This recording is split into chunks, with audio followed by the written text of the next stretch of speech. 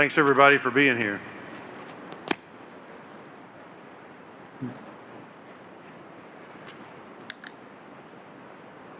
We're going to talk in a little bit more detail about some of the things that Ken has already presented. But let's start at the basics. A lot of us have seen and heard about all this stuff before, but we haven't ridden on an electric bus. Some have, some haven't. But we've all got a pickup truck in our family. Let me compare for just a moment the Rivian that's supposed to come out in a few months, we'll see if it does, and the Ford Ranger. Everybody's seen a Ford Ranger by now. So a Ford Ranger has a pretty powerful 4-cylinder engine nowadays, 270 horsepower, 310 pound-feet torque. Almost the same dimensions you found in the Ranger you'll find in the Rivian. It's a lot more money, about 3 times the price. Instead of 26, it's 73 right now, and who knows what it'll be when it really comes out. But look at the horsepower and the foot-pounds of torque, 835 and 908. Now we all like fuel efficiency, but if we've got a truck, we all really like power so that it can do some actual work. The weight is heavier because of all the batteries, 7,000 pounds compared to 4,000, but the range at 70 miles per gallon equivalent is pretty good at 314 according to the current testing, but it's still 468 in the Ranger because you can go a long way with the fuel tank. But look at the towing. Now the towing does affect the range in an electric vehicle, of course, but look at the towing numbers. 11,000 versus 3,500 pounds. So just keep that in mind as we're talking about buses. It's 3 times the cost, 3 times the power, roughly.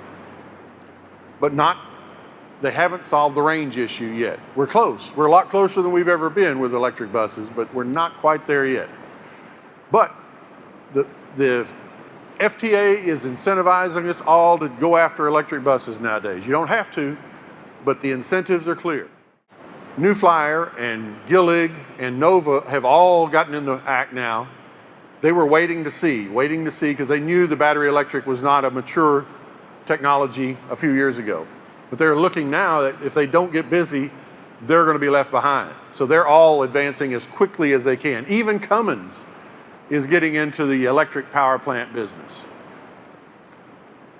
But look at the kilowatt hours. We'll talk a little bit about kilowatt hours in just a moment, but look, everybody's gone up. These used to be 250, 240, 260. Now the max you can get is in the 600s or 500s for each of those manufacturers. Hydrogen fuel cells, there are 4 international players now, but none of them are really big in the United States yet.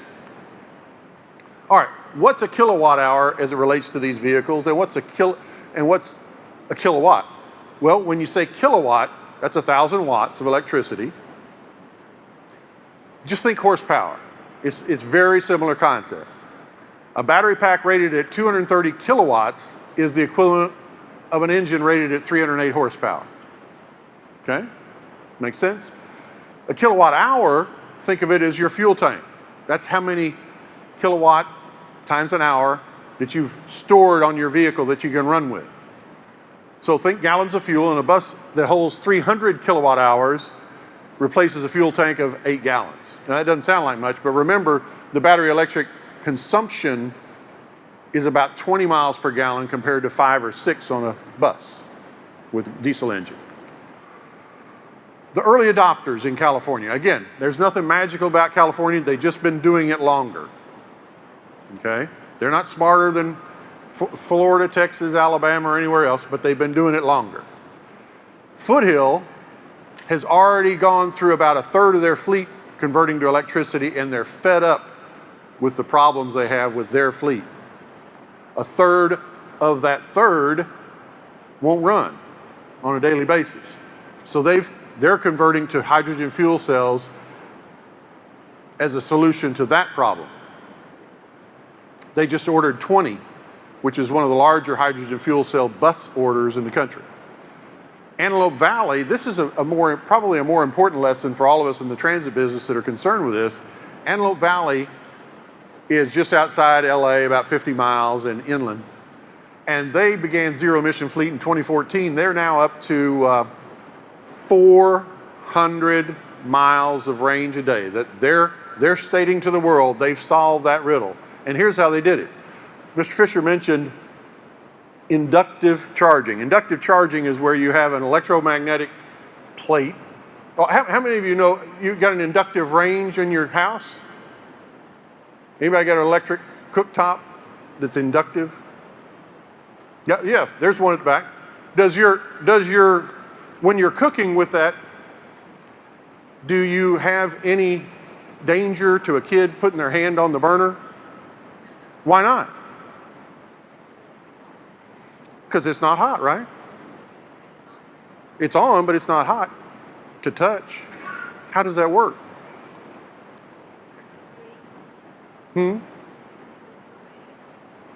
Yeah, the electromagnetic waves or pulses, very fast pulses, are what move in the opposite, the receiver. It heats it up that way. It's think of it as the way a microwave heats up your food without having any burner inside it. California is forcing the issue. They have been for quite a while, but it's created a market. Right now, there are 551, as of a year ago, that's the latest data I could find, 551 battery electric buses and to only 38 fuel cell buses in California running on the streets regularly. In the next 5 years, there have been orders for another 531 and 8. So fuel cells are still way behind. But here's one place that would argue fuel cells are the future. SARTA in Canton, Ohio, Pro Football Hall of Fame, Canton, Ohio, has 80 buses in their fleet and 20 of them are fuel cell electric buses. The only, as we heard a moment ago, the only problem with emissions is a little bit of water vapor and a little bit of heat, very little of both. It's nothing that you would worry about in the sense of the EPA. Theirs are done with an 85 kilowatt fuel cell and a 50 kilowatt battery, and they swear by it. A lot of data out from that, and they loan out one of their fuel cell buses to anybody in the area within driving distance that wants to demo it. So why would you choose one over the other? Well, battery, there's a lot more of them out there. There's about 2,000 in the United States running on a daily basis right now. The range issues are improving, but they're still not solved. And there's a combination of recharging methods. We didn't talk much about at depot, at your garage, you can set up for slow charging or fast charging. And I suggest to you that if you really get into this, you'll probably want to do a little bit of both. Fuel cells, they're much better so far if you have extreme hot or extreme cold temperatures you have to deal with in daily operation, or if you have hill extremes, which kill the battery packs. And the speed of the refuel cycle can be extremely comparable to filling up with CNG or diesel. The trouble, this last footnote here, only green hydrogen will get us across the finish line if fuel cells get across the finish line, because right now, over 90% of the hydrogen used in hydrogen fuel cells comes from natural gas, and some of the emissions from the methane are still a problem. So we've got, under hydrogen, you've really got black hydrogen, which is from coal, gray hydrogen, which is from natural gas that's not doing any recapture of the methane, blue, which is from natural gas, but it is trying to recapture all the methane, and then green, which is from what you always see people talk about in a science explanation is, oh, you can do it with photovoltaic, solar, or you can do it with wind energy. Well, that's possible, but it's not been done at scale so far. So how do you prepare your transit system for this next step? Well, you need an electrification master plan. The feds are requiring that nowadays if you want to get one of those 5339 grants for that. The electric utility in your market area will love to talk about this with you, but they'll be guarding their cards, playing close to the vest, because they don't want to spend a fortune on helping you get started until they know that you're going to buy electricity from them forever at a big price. So you've got to be careful. They'll team up with you. but you've got to be careful in those negotiations and discussions, because at some point you're planning for the future and solving a problem, and at some point you're actually in a procurement that you didn't realize you were in. The strengths, the weaknesses, the opportunities for each manufacturer of the bus is very important too. As you prepare an RFP, you should analyze the responses that others have gotten. That's very helpful. You need a maintenance and operations plan, because it's not more complicated to maintain an electric bus, but it is different. There's fewer moving parts, but there's a lot of things in the beginning that are so different that you have to retrain people. The quality control during the plant inspection is a vital key. Again, the two that started as battery manufacturers have had trouble with long-term bus reliability and stability, and much of that can be eliminated through the factory inspection process. Once your grant's approved, as you prepare for implementation, you got to think about, well, how many people out there want to know about it? Well, your customers certainly do. Is it going to change where my stops are? Is it going to change what the speed? Is it going to change how long they can run? Is it going to change where I have to make more connections? Most of those are all very simple answers, but your customers will want to know. Your city council or county commission or whoever you report to, they'll want to know lots of details, because politicians in general are fired up about these opportunities, because it shows the voters that they're thinking about tomorrow and their grandkids and the seventh generation, however they want to say it. And yet they don't want to be around when you have trouble getting them out the gate in the morning if they don't run. Your union, if you have a union, will want to know lots of details, and schools will invite you for speeches all the time once you've got some battery, electric, or fuel cell buses. Your maintenance and operations folks and operators all will want to know, how do they work? What are the dangers? What are the risks? And of course, emergency, fire, police, and EMT need to know how they work in case of emergencies. Your customer infrastructure is going to be important too. Your councilman will want to know what route in my district is going to get them. Your FTA and Alabama DOT folks will want to know, are there any Title VI implications for where these buses are going to run, assuming that they're the best in the fleet or assuming they're the worst in the fleet, with either view of the future. You need plans for avoiding disruptions. What if the electric charging system goes down? What are you going to do for the next morning's pullout? You'll need plans for expansion gradually, and you'll need plans for redundancy in the case of, again, electrical failures or hydrogen supply delivery interruptions. You'll want communications with the press and your social media to reflect all of these things as well. Will the maintenance really simplify, or is that just a sales pitch? Well, the answer is it's bound to get simpler. There's about 2,000 drivetrain parts in a typical diesel bus today, and a typical electric vehicle at bus size has about 20 of those in that same drivetrain. It's bound to be simpler, but in the beginning it won't be, because these vehicles have not matured as a technology yet. When you hear, if you understand what the Altoona test is for a FTA purchasable vehicle, they now in Altoona give you a number for what the actual range is on that Altoona test. But you can never achieve that. Nobody's yet achieved it in the real world, because that's under very, very controlled circumstances.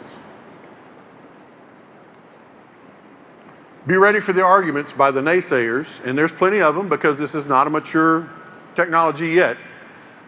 But they'll say, well, yeah, you don't have any emissions at the tailpipe, but the power generation does, especially if it's coal burning, or what natural gas burning to some extent.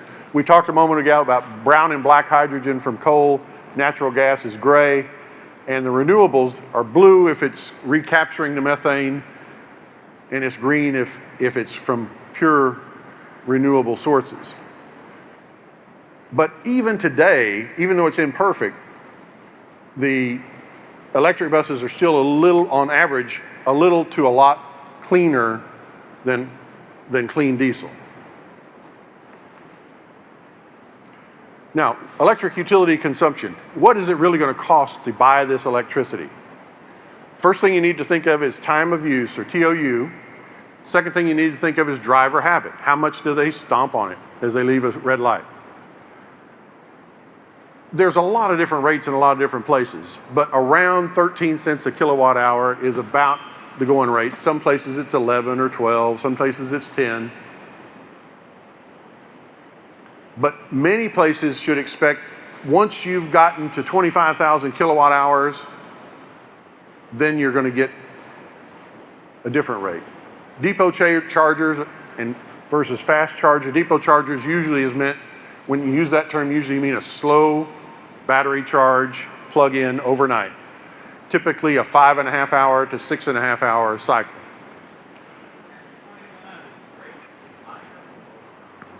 Oh, after 25 up here, 25,000 kilowatt hours, one would expect it to be lower, but I can't guarantee that. One would expect it to be lower. Well, the question is, will they, to do it in the time sequence that you need, will they have to invest a lot more capital? That's the wild card. Assuming no, then they want you to consume more. They'll lower the rate a little bit. But putting all this back into relatively simple terms, how do I take away some of this information? Well, if you're going to have a 30 bus fleet, you can assume, if the averages hold for you, that you're going to use 15 megawatt hours every time you charge up a day. The rate structure has demand charges. Be careful about ratchet clauses, where if you have a low, like a February with shorter days, they may charge a little higher so that they get a base guarantee. In some states, they're already coming up with commercial vehicle rates. Commercial vehicle rates, which didn't exist before. But the beauty of that is they're trying, on the utility side, to take over the charging process through their software. And if you'll let them do that through a negotiated contractual process, then they can charge your vehicles when it's cheapest for them, so you'll get a better rate.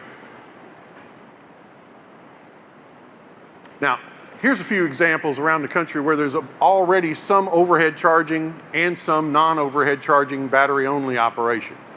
On the streetcar side, it's Oklahoma City, which is just a couple of years old, 3 years old, Dallas, which is 5 years old, Milwaukee, which is 4 years old, I believe, and Detroit, which is 5. And in each of these, it looks like a regular streetcar, except some of the time the overhead catenary is providing the electricity, and sometimes it comes down and the battery's providing the power. Foothill and King do it with the method that Mr. Fischer was describing earlier, with the overhead. Depot charge we've talked about, typical 4 to 7 hour, typical 150 to 200 mile range. Inductive at the bottom right, there's 2 places in the country right now that if you're interested in that, you ought to take a look at. One is where it was invented. The idea has been around as a scientific concept for a long time, but its application to buses was invented in Salt Lake City at a university. So Salt Lake City's transit system has some routes that have this, and Antelope Valley. That's how Antelope Valley gets 400 miles to a bus, electric bus on batteries that gets 240 or 250 for most other cities. But you pull over this pad, and for every minute you're there, you get 2 more miles of range, 2 more miles of fuel. Think of it that way. So if you have a 10-minute layover, that's 20 more miles. And it doesn't sound like much. But if you can space these where they're convenient locations for a lot of buses to use, and if you can have layovers of 5 minutes or 10 minutes without ruining your schedules, then you can picture that if your round trip for one trip is 20 miles, you know, you're refueling as much as you're using to some extent. Are there 400-mile systems? Yeah, Antelope Valley, 2014 they started. They got frustrated with their own problems with range.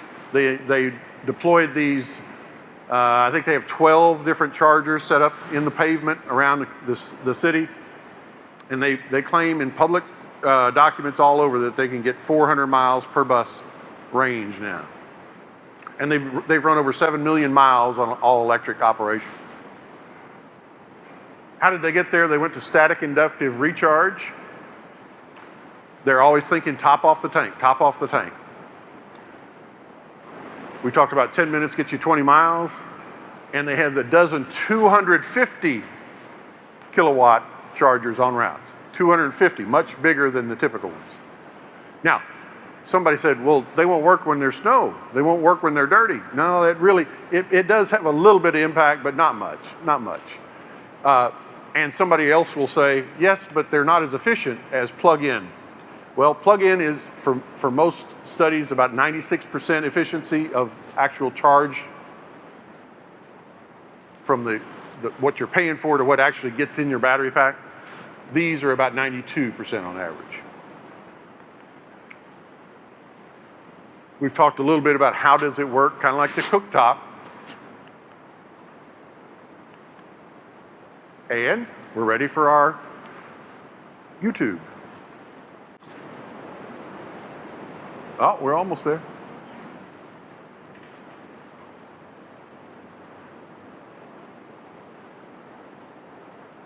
Known as the BTS.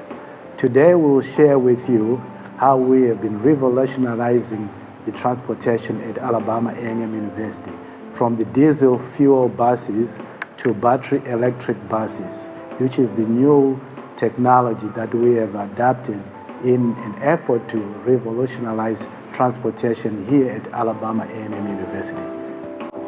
Alabama A&M University Department of Transportation, which operates the Bulldog Transit System, known as the BTS on campus. Our story is a revolutionizing of transportation. The purpose was really to move towards a zero-emissions transit future. In this endeavor, we wanted to replace our aging fleet and also construct the related infrastructure. And then with that, we had also to secure the funding. And in securing the funding, we had to establish partnerships. And this partnership will help us to actually see our vision. The motto of our vision is to create, innovate, implement, look at the environment, apply social justice, and see how this program is sustained. The infrastructure that we were working on was, number one, to see what we can do in terms of powering these electric buses. Alabama A&M University decided really to have a vision or a plan that will actually harness the solar energy, and also once they harness that energy, we will actually construct what they call the electrical storage system, so that this is the energy that will charge the buses versus utilizing the energy from the utilities. As you can see from the slide, this is probably our bus routes.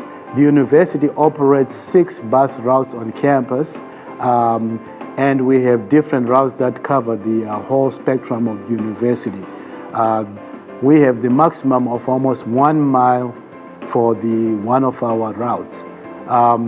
We were awarded a total of about $15.5 million, and most of these grants came from the Federal Transit Administration. The local share for these grants was 20 to 100%. Sometimes we had to use 20% in some as required by the FTA, and there are times when we actually had to use 100% of the university funding for this program. Now, we had to look at 2 things when you are looking at revolutionizing transit and utilizing the battery electric buses. We are looking at rolling stock, and then we also look at the related bus infrastructure. To date, the university has 2 40-foot Proterra battery electric buses. We have 4 35-foot Proterra battery electric buses. We are on our way right now ordering 1 Cutaway. It's a 25-passenger, which is a battery electric vehicle. And also we're going to try to see if we can get a 40-footer or 30-footer battery electric buses. This will actually bring us to a total of 8 electric buses that will be running the Bulldog Transit System. In addition to that, we will also need to have the infrastructure that will accommodate these buses. To date, we have constructed a bus wash system. We have constructed an 8-bay dual 125 kW charging station. So really what we mean by this each charging station can charge 2 vehicles. They will have to be charged simultaneously. When one is full, it connects to the other one. But we have a total of 8 of these, which means at night we can actually park 8 buses and connect them to the chargers. And once they're connected to the chargers, they can charge themselves until the next morning or the next cycle. The storage facility actually can house almost 10 buses in addition to the 8 buses that are on the charging station. As you can see, that's part of the charging station that has been completed. It just been completed within a month ago, and this charging station has a capacity to be expanded to another 10 buses to accommodate almost 20 buses that can be charged at the same time. And then we are also looking at putting in a microgrid, as we have said before, that we will have a solar-powered system. The purpose of having this is to really make sure that the whole transit system is actually green. It's powered by solar. We will remove ourselves from the grid, from electricity, which charges the buses, and we will use solar. But normally once you have the solar system, is that sometimes you can have enough or more than what you need. So what we will do is that we will create a microgrid. In this microgrid system, we will install batteries, big batteries probably, that can actually store some of this energy, so that at night when the solar system is not generating electricity, we will utilize those batteries to charge our buses and also to power or to give light to most of our buildings in that part of the university. Part of this infrastructure we are trying to power is the bus service bay, of which we'll be constructing very soon. This bus service bay will also be able to service the electrical buses, because the electrical buses, they require different equipment to service them. Also, we are extending our existing bus transfer station because we want the transfer station to accommodate the big electric buses. So we will actually extend some of the canopy so that the buses can park underneath and the passengers can ride the buses without being affected by the weather. In addition, we will also build 3 more new bus shelters that can accommodate about 15 or to 20 passengers per shelter to shelter our passengers and our students from the rain and the inclement weathers. So our plan really for the future is that we will need to continue to be innovative. We need to make sure that what we do incorporate into our system is sustainable, and also we need to make sure there's infrastructure that's actually accommodate the technology in mobility that we will be actually adapting. There is so much that's coming in the near future. There's autonomous vehicles. There's also the electric bikes that the students can use, and also we can probably go to a point where we can use probably the light rail on campus and the newer buses. So as you plan for the future and implement, it's good to look ahead so that you can always accommodate the changes that technology brings, so that you won't be caught in a situation where sometimes when you put something, it can be obsolete within a year or two. So the idea is to plan for the future and make sure that you can accommodate any immediate changes that can come in the future. At Alabama A&M University, we say the future is here, and this is one of the buses that we are already operating. As you say, we're operating 8 of those buses, and we're just excited with the future at Alabama A&M University as we lead the future and also become a model to other transit system. Our buses will be solely powered with battery electricity, and the charging station and all the related infrastructure will be powered from solar, which is clean energy. That means we are in an effort to reduce emissions, harmful emissions in the environment. We call it Breathe Easy, and that means that our environment will be better, we'll have reduced emissions, and which means also we'll have introduced new technology as the trend towards transportation. So we are happy here at Alabama University that we are probably in the forefront of introducing the future of transportation. in a sustainable, environmental friendly environment. Thank you.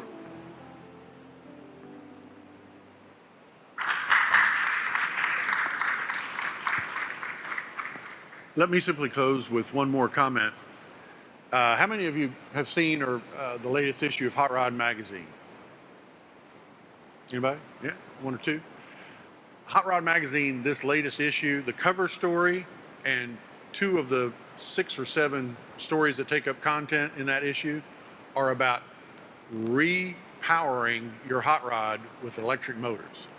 And they're not doing it to save the environment. They're not doing it to plant a green tree somewhere. They're doing it because they're faster than Hades, okay, off the line. And once you get vehicles that perform that way, I think you'll see a change in the politics of this. The politics is moving, but I think the politics will change once NASCAR starts running electric vehicles. Just think about it. Not there yet, but the hot rods are already talking about it, and the repower kits to take your old vehicle and convert it to electric are coming pretty fast now. The other thing I'd share with you is a relative of mine is a highly placed fella in one of the electric utilities in Louisiana. And recently at a family gathering, we had an extended conversation. He said that his whole department is focusing on how do they generate enough new capacity to take care of all, he's not worried about the buses yet, but all the electric cars that they expect to be selling in Louisiana in the next 10 years. Okay? That's it. Thank you for your time.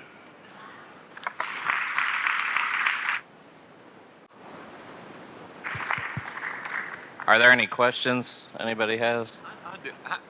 How are you on batteries? I know you're looking at your lead acid car batteries last about 3 years. How long do these EV batteries generally last? Well, that's a great question, and they don't. It's hard. I looked very hard for average rates. The best I found were guesses of 7 years for a battery pack. Guesses. So average twice what you can get lead acid, maybe. Okay, yeah, Maybe, something like right. that. Yeah, it depends on how you. The secret or the trick, as they say in most of this research, is how do you recharge them? If you let them deplete all the way and then fast charge them up, that's going to shorten the life somewhat. If you can top them off all the time, that's likely to extend the range, the life of the battery pack. I guess where I'm getting at, I've been thinking about it from the Tesla point of view. Right. And trying to figure it out. And some of the research I did said if you replace the batteries in a Tesla, it's like $15,000. Yeah, that's the going price. And I'm wondering, is this figured into their life cycle cost calculations? Oh, I agree. That's one of those huge issues. Dispose of the batteries. The disposal or recycling or careful disposal, whatever you want to call it, that's a big issue that's not yet solved. And the life cycle, nobody has 30-year reliability data. Yeah, right. Nobody has. Hadn't been around that long. Yeah, hadn't been long. That's right. I'll tell you another thing, though, related to that is Tesla is by far, at this point in the country, the #1 electric vehicle maker, period. But watch, just like I mentioned with the two that started as battery makers and then built a bus around it, compared to the bus manufacturers who are getting into it, Ford and Chevy are they've sold out every option, both for the F-150 that they call the Lightning, right? And the Silverado with the E in the middle that's blue, whatever they want to call that now. The Chevy version for the nice loaded truck is $104,000. That's a lot of money for a truck, a pickup truck. The work truck model starts at $39,000. It's the same basic structure, but it doesn't have any goodies on it, right? The work truck model, I'm told, the options not only are all sold out, but there's a secondary market for rebuying them now, and that's hit as high as $60,000 on the open market for resale of the option to buy it. So I think once 50,000, 25,000 of those trucks are on the real world doing real work, people will get used to them pretty quick, and the battery pack solutions will keep coming faster. And another thing that I know a lot of people have held on Tesla is the support. you know, you got a Ford dealership on every corner in every town. That's right. That's right. Yeah. Now Ford, is it Ford that's talking about splitting the company into electric company and an ICE company? I think that's GM. Is it GM? Okay, well, that may affect a whole lot of things, but I don't know. I don't have a good data on that yet.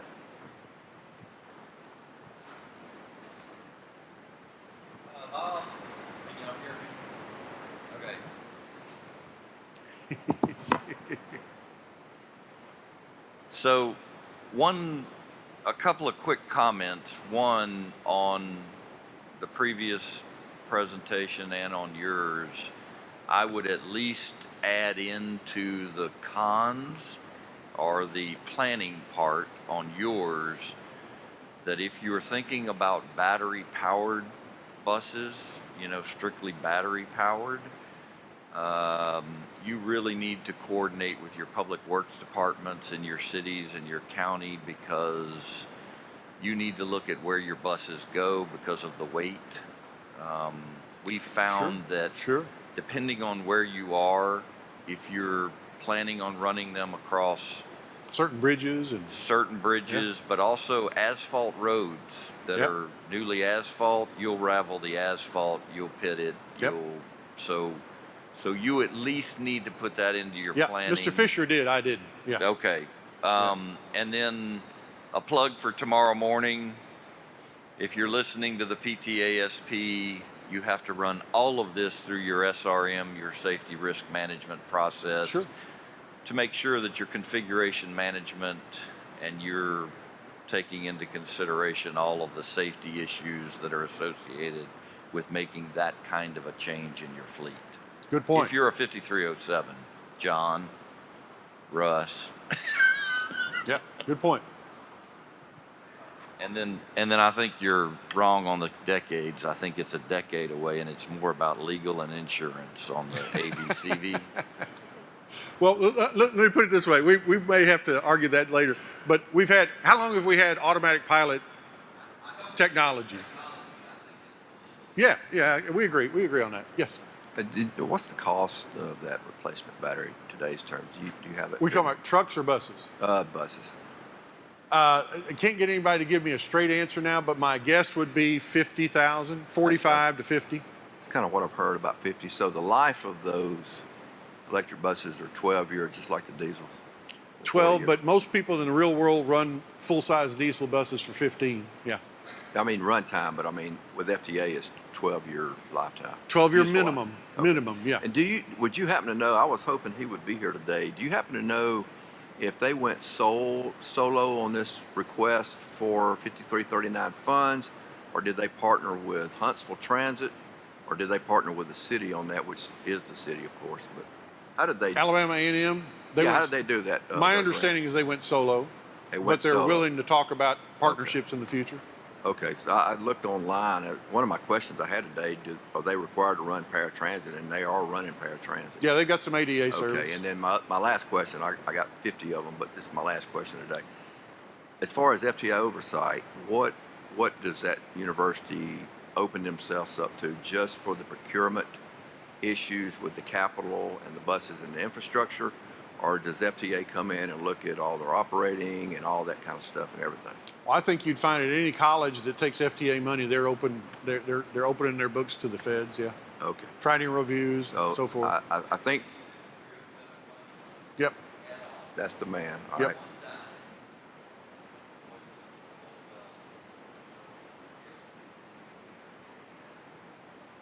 That was the concern.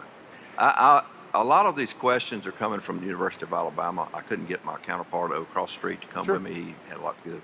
Sure. But specifically, they knew about the A&M, the granting and all that, and they saw the 5339.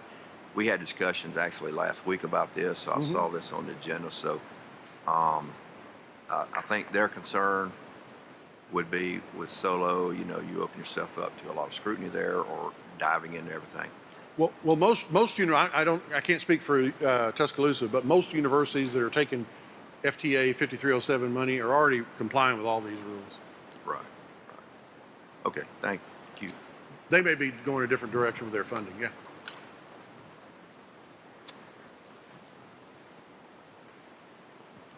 So I've been following a lot on the electric vehicles, and my question is, for A&M, did they actually coordinate this move to the electric vehicles with their electrical supply corporation there in town? I've been following, like, a lot of the electric companies are fearful of not having enough grid to power the electric vehicles that they're projecting. And so I just wondered if they coordinated with them as well with this influx. I didn't ask Marshall that specific question, but I gathered from comments that he had made over the phone that they were trying to produce through the solar farm all of their needs for the fleet that he talked about. But in the beginning, that wasn't ready yet, so they were going to be using utility.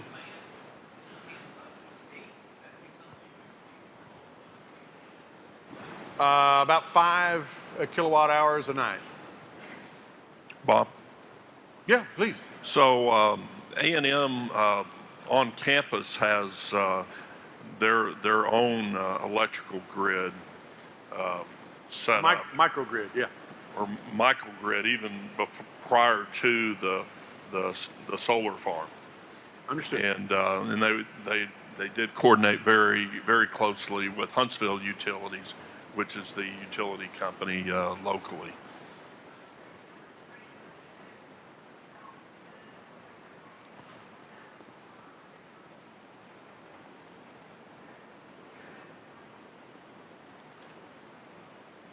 That's a great question, and I'm not sure is the answer.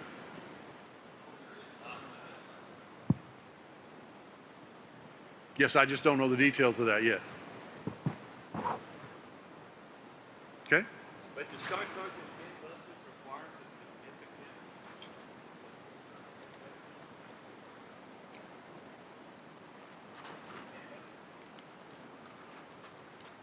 The way most of them are doing it was with slow charging, and it would require 10 slow chargers, which is about 50 or 60 grand typically.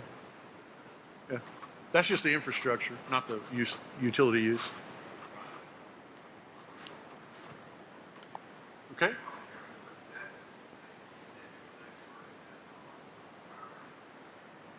Yeah, the inductive charging.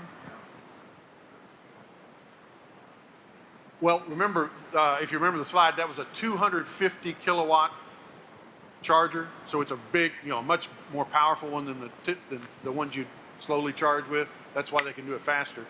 And those, I'm told, are each one is between 50 and 100, but it depends on the site work you have to do and all the connections you have to do.